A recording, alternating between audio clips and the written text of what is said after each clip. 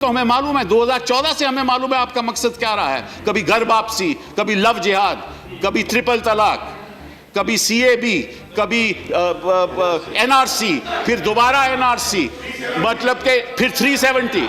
आपका लक्ष्य हमें मालूम है, आपका लक्ष्य मालूम है, आपका नजरिया भी मालूम है। आप नाम से, किसी के नाम से पता करना चाहते हो इस देश में वो रहेगा या नहीं रहेगा।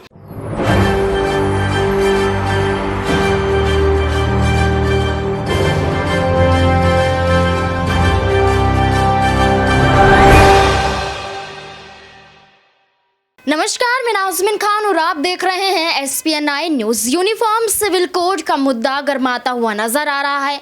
विपक्षी पार्टी इस मुद्दे पर कहने से बचती हुई नजर आ रही हैं। उनका कहना है सीधे तौर पर जब यहां पर प्रधानमंत्री इसका पूरा ड्राफ्ट तैयार कर देंगे तभी हम इस पूरे मसले पर अपनी चुप्पी तोड़ते हुए नजर आएंगे। जैसे कि राहुल गांधी ने बयान दिया कि यूनिफॉर्म सिविल कोड पर अभी नहीं बोलना, लेकिन जिस तरीके से यूनिफॉर्म सिविल कोड को लाया जा रहा है, यहाँ पर समुदाय के नाम पर हिंसा भड़काने का माहौल पनपता हुआ नजर आ रहा है। यहाँ फिर से दो समुदाय में एक तरीके से बंटवारे की स्थिति पैदा हो गई है। यहाँ पर सामने आता है कि एक पक्ष इसके समक्ष बोल रहा है तो दूसरा पक्ष इसके विरुद्ध में बोल रहा है।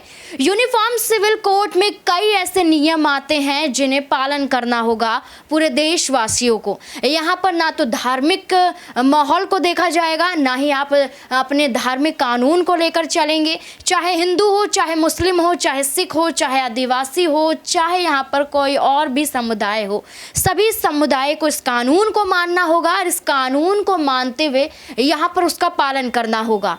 इस कानून के तहत, यूनिफॉर्म सिविल कोड के तहत यहाँ पर बहुविवाह, यानी कि यहाँ पर एक शादी के अलावा आप दूसरी शादी नहीं कर सकते हैं। यानी कि जब तक आप तलाक नहीं दे देते हैं उसके बिना पर आप दूसरी शादी नहीं कर सकते हैं। दूसरी बात, यहाँ पर प्रॉपर्टी का जिक्र आता है कि किसके नाम प्रॉपर्टी का यहाँ पर मुद्दा उठाया जाता है कि महिलाओं के नाम पर भी होगा, पुरुषों के नाम पर भी होगा।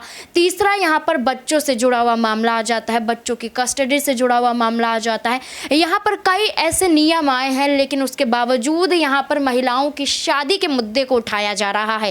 क्योंकि जैसे 3 तलाक को यहाँ पर बैन हमारे देश के प्रधानमंत्री नरेंद्र मोदी ने किया है, ठीक उसी तरह से यहाँ पर यूनिफॉर्म सिविल कोड को इसी तरीके से देखा जा रहा है कि अगर ये लागू हो जाएगा तो सीधे तौर पर मुस्लिम समुदाय पर ये टारगेट किया जाएगा।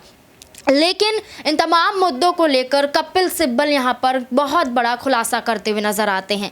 उस दौरान जब CNRC के वक्त पर यहाँ पर मुस्लिम महिलाओं ने शाहीन बाग में प्रदर्शन किया था, उस दौरान सीधे तौर पर इस बिल का विरोध किया गया था। लंबा संघर्ष देखने को मिला था और वहाँ की महिलाओं ने साफ कह दिया था कि हम इस बिल के समर्थन में नहीं हैं और हम इसका मरते दम तक विरोध करेंगे। तो ठीक उसी तरह से कपिल सिब्बल ने यूनिफॉर्म सिविल कोड के मुद्दे को लेकर और यहाँ पर CNRC के मुद्दे को लेकर काफी कुछ कहा था। क्या कुछ कहा है, देखिए इस रिपोर्ट। हाउ डू यू से, आप कैसे कह सकते हो कि ये लोग तो परसिक्यूट हुए थे? आपको कैसे मालूम कि वो परसिक्यूट हुए थे? मैं उदाहरण देता हूं। एक शख्स यहाँ 1972 में आया, 1972 में आया, उसके 2-3 बच्चे हैं, उसकी मृत्यु हो गई, आज वो है नहीं। उसके बच्चे कहते हैं मुझे सिटीजनशिप दो। आप कैसे दोगे? जिसकी मृत्यु हो गई वो तो कह नहीं सकता कि भाई वो प्रोसिक्यूट हुआ था, उसने कभी पहले कहा है भी नहीं। तो बच्चों को सिटीजनशिप कहां से मिलेगी? किस आधार पे दोगे आप? वो मापदंड क्या है? किसी ने कोई कहीं गया है, बोला है? इन ये जो लाखों लोग हैं जिनकी आप बात करते हो, 19 लाख, चलिए 19 लाख की बात करते हैं, उनमें कितने हिंदू हैं? 5 लाख है, 6 लाख है, 10 लाख है, 12 लाख, उसके बारे में बात नहीं करूंगा मैं। लेकिन किस ऐसे हिंदू ने कहा है कि मैं परसिक्यूट हुआ था? आपको साहब बड़ी गलतफहमी है। उन्होंने मालूम क्या कहा है अपने लेगेसी पेपर्स में कि मैं तो यहां का रहने वाला हूं। उन्होंने सब डिक्लेरेशन दी है कि मैं तो यहां का रहने वाला हूं। आप उसको इस विधेयक के द्वारा झूठ बुला रहे हो। Please conclude. जो शख्स कह रहा है कि मैं तो हिंदुस्तान का रहने वाला हूं, आप उसको कहना चाहते हो नहीं नहीं तुम हिंदुस्तान के रहने वाले नहीं हो, तुम कहो तो तुम तो बांग्लादेश से आए थे और क्यों परसिक्यूट हो रहे थे, इसलिए हम आपको सिटीजनशिप देंगे। ये किस किस्म का कानून है? आप क्या कर रहे हो संविधान के साथ? आप धज्जियां उड़ा रहे हो संविधान से।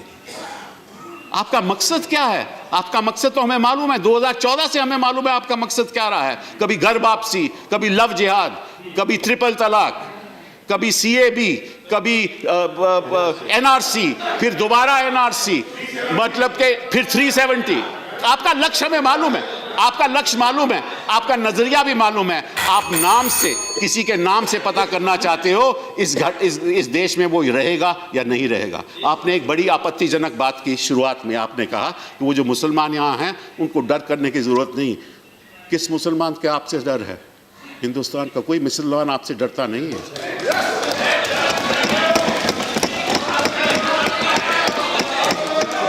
ना मैं डरता हूं, ना मैं डरता हूं, जहां इस देश के नागरिक डरते हैं, ना कोई मुसलमान डरता है। डरते हैं तो हम संविधान से डरते हैं, जिसकी आप धज्जियां उड़ा रहे हैं। देश के सामने ला रही है कि यूनिफॉर्म सिविल कोड की बात देश के प्रधानमंत्री नरेंद्र मोदी करते। हम पूछना चाहती है कांग्रेस में जो नौ रत्न बैठे हैं, बोलो, मुंह खोलो, तुम्हारी राय क्या है? क्या तुम उसके खिलाफ हो या तुम उसकी ताईद में है? बोलो। और ये जो बीजेपी की ताईद में ये रंग बिरंग के कपड़े पहनकर जो ओबामा के बयान पर बड़ा बड़ा तबसरा करते हैं, तुम भी बोलो, यूसीसी के बारे में तुम्हारी राय क्या है? ओबामा के बयान पर तो बड़ा बढ़ चढ़कर बोले क्योंकि पप्पा को खुश करना था, मगर जब यूसीसी की बात आई तो सन्नाटा है। कांग्रेस पार्टी खुल के नहीं बोलती कि यूसीसी के बारे में नहीं, अभी हम ठहरेंगे। लॉ कमीशन को तो लिख कर दो कि यूसीसी के बारे में तुम्हारा मौक़िफ़ क्या है। पहले लॉ कमीशन की रिपोर्ट थी, चौहान साहब उसके चेयरमैन थे, मजलिस ने लिख कर दिया कि मुखालिफत करते हैं। हम यूसीसी की मुखालिफत इसलिए करते हैं क्योंकि भारत में प्लुरलिज्म और भारत का सेकुलरिज्म पूरे विश्व में एक अलग है। आज हम हमारे हिंदू भाइयों से भी अपील करना चाहेंगे कि 10 लाख हिंदू घराने ऐसे हाउस होल्ड हैं जो हिंदू अनडिवाइडेड फैमिली में उनको टैक्स रिबेट मिलता है। 2015-16 के इनकम टैक्स कर डेटा बताता है कि 3000 करोड़ आपको टैक्स रिबेट मिला। जो देश के प्रधानमंत्री आज यूसीसी की बात करते हैं, क्या हमारे हिंदू भाई हिंदू अनडिवाइडेड फैमिली के टैक्स रिबेट को छोड़ने तैयार हैं? उनको फैसला करना पड़ेगा। देश के प्रधानमंत्री बोलते हैं कि एक घर में 2 कानून कैसे होंगे। देश के प्रधानमंत्री आपको जो लिख कर दे देते हैं, आप पढ़ देते हैं। मैं जानता हूं कि आप बहुत पढ़े लिखे हैं, इस पर कोई इनकार नहीं है। देश के प्रधानमंत्री के पास वो डिग्री है जो किसी नागरिक के पास नहीं है। देश के प्रधानमंत्री के पास एंटायर पॉलिटिकल साइंस की डिग्री है। तो देश के प्रधानमंत्री को हम बताना चाह रहे हैं कि एक घर में 2 कानून, तो संविधान में कंकरेंट लिस्ट क्या है, यूनियन लिस्ट क्या है, स्टेट लिस्ट क्या है? प्रधानमंत्री अगर आप देख लेते तो मालूम होता। नहीं, एक घर में 2 कानून कैसे चलेंगे? प्रधानमंत्री union list, state list, concurrent list. प्रधानमंत्री को सिर्फ 44 से मोहब्बत है। प्रधानमंत्री ये जानते नहीं है या नहीं जानते नहीं मालूम कि डायरेक्टिव प्रिंसिपल 19 है और उस 19 में शेल एंडेवर का वर्ड सिर्फ यहां पर इस्तेमाल हुआ। एंडेवर के माने क्या है अंग्रेजी में? कि कोशिश करो। यहां पर प्रधानमंत्री वो भी उसको चाप लेते हैं। डायरेक्टिव प्रिंसिपल में शराब का पाबंदी आयत की बात की गई। बंद कर दो शराब। जितने जयपुर में शराब की दुकानें हैं पूरे बंद कर दो। जितने दिल्ली में, मुंबई में है पूरे बंद कर दो। अच्छा, नहीं बंद कर सकते तो ये कह दो कि जुमा और हफ्ते के दिन बंद करेंगे। तो अगर जुमे और हफ्ते के दिन बंद करेंगे तो रोड पर लोग निकल कर आ जाएंगे कि हमको विड्रॉल सिम्टम्स हो रहे हैं, हमको कुत्ते की पेशाब पीने की आदत है, हम पीना चाह रहे हैं। वो डायरेक्टिव प्रिंसिपल की बात नहीं होती। डायरेक्टिव प्रिंसिपल में यह भी है संविधान में कि भारत की दौलत सब में बराबर बांटी जाए। मगर भारत की दौलत किसके पास है? भारत की दौलत किसके पास है बताता हूं आपको। माने भारत की दौलत के बारे में अगर आप देखेंगे तो आपको जानकर तकलीफ होगी कि हमारे देश की दौलत कितने लोगों के पास है। 50 लोग 55 लोगों के पास 60% भारत की दौलत है। प्रधानमंत्री तो आप तो गरीब परिवार से आए, आप तो चाय बेच कर आए ना, तो गरीबी का एहसास आपको है। मगर पूरी दौलत इनके पास है, मगर प्रधानमंत्री उस पर बात नहीं करेंगे। डायरेक्टिव प्रिंसिपल में यह भी है सिर्फ 44। भारत के प्रधानमंत्री को जानना चाहिए कि यह भारत है, यह भारत है। यहां पर प्रधानमंत्री बात करते समानता के लिए।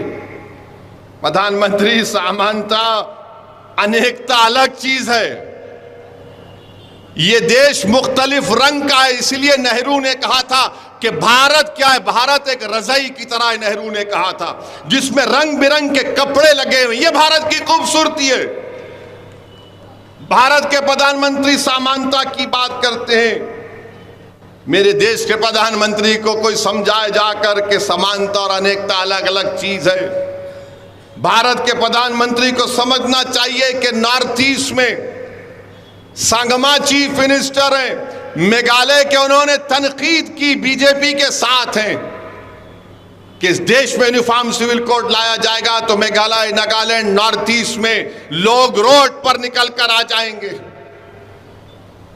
आसाम में, नॉर्थ ईस्ट में आप बीजेपी आरएसएस से पूछो कि मुसलमान एक से ज्यादा शादी करता, अरे रिकॉर्ड है तो बताओ रिकॉर्ड है तो कि हम कितनी शादियां करते हैं और हमारे हिंदू भाई कितनी दूसरी शादियां करते हैं। सिर्फ 0.6% का फर्क है जो लास्ट डेटा बनाया गया था, एक शादी से ज्यादा का। मगर बीजेपी के पास नहीं, बोल दिया इनको कि मुसलमान बहुत। अरे कहां है डेटा बताओ। जैसे कि आपने कपिल सिब्बल को सुना, उन्होंने साफ शब्दों में यही कहा है कि अपने ही देश में अपने ही देशवासियों को निकालने का काम हमारे देश के प्रधानमंत्री करते हुए नजर आ रहे हैं। और इसी के साथ साथ यहाँ पर उन्होंने निशाना साधा कि यहाँ पर प्रधानमंत्री फिर से वही स्थिति पैदा करते हुए नजर आ रहे हैं। इसलिए इन तमाम मुद्दों को लेकर सुप्रीम कोर्ट का रुख किया जा रहा है और सुप्रीम कोर्ट का रुख करते हुए यहाँ पर कपिल सिब्बल बहुत बड़ा खुलासा करते हुए नजर आते हैं। तमाम सबूत तमाम मुस्लिम समुदाय के पक्ष में बोलते हुए नजर आते हैं